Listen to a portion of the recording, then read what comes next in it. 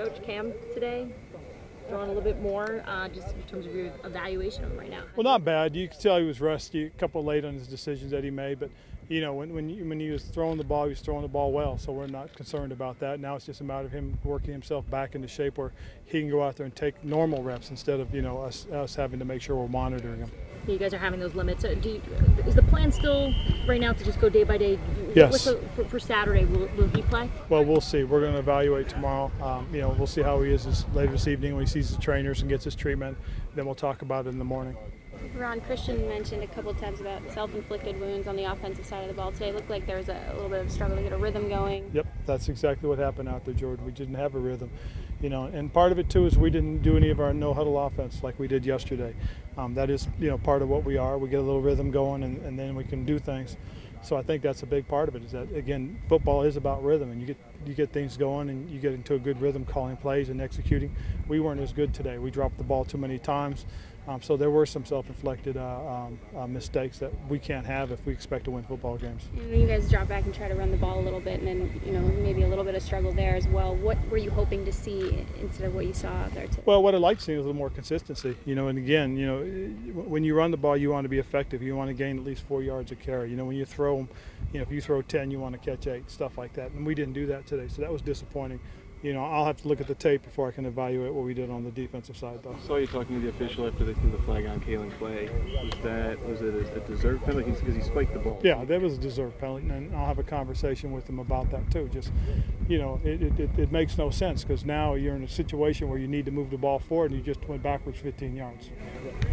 That play notwithstanding, Ron, it seemed like there was a lot of mutual respect between these two teams. There was, and again, you know, I got a tremendous amount of respect for Coach Malarkey. You know, having played in the league and played against him and watched his coaching career, I think he's done a terrific job, and I think they're doing some really good things here. And this is a very competitive football team, so I think when we play on Saturday, Joe, it's going to be a real good test as to what kind of football team we can be. What did it say that you guys didn't have to toss anybody or anything like that? Well, the biggest thing is we tried to make sure that both teams knew and understood just how important it is to get quality work more so than anything else, because that's the only way you can judge your team.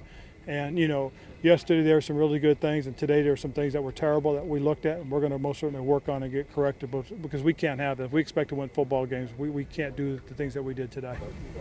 It seemed like really the first day of this entire training camp and practice sessions that you guys offensively have looked less than cohesive. Is that well? Yeah, that's fair, and a lot of it is we got a lot of different moving parts. I mean, if you look at the guys that had bet game days today, you know, Jonathan was out.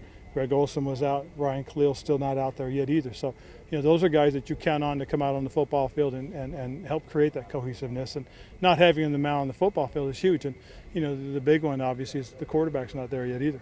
Did you mention something to them after practice? I mean, we saw some serious faces coming back toward us. Well, and they needed to be serious. And I just basically explained to them that, you know, if you expect to be great, you got to be great every day.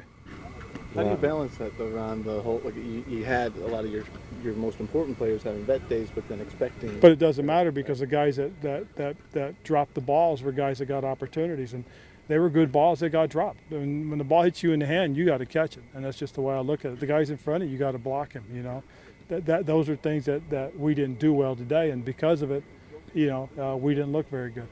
You guys have been erring on the side of caution with Cam. Yes. Do you have a preference Saturday?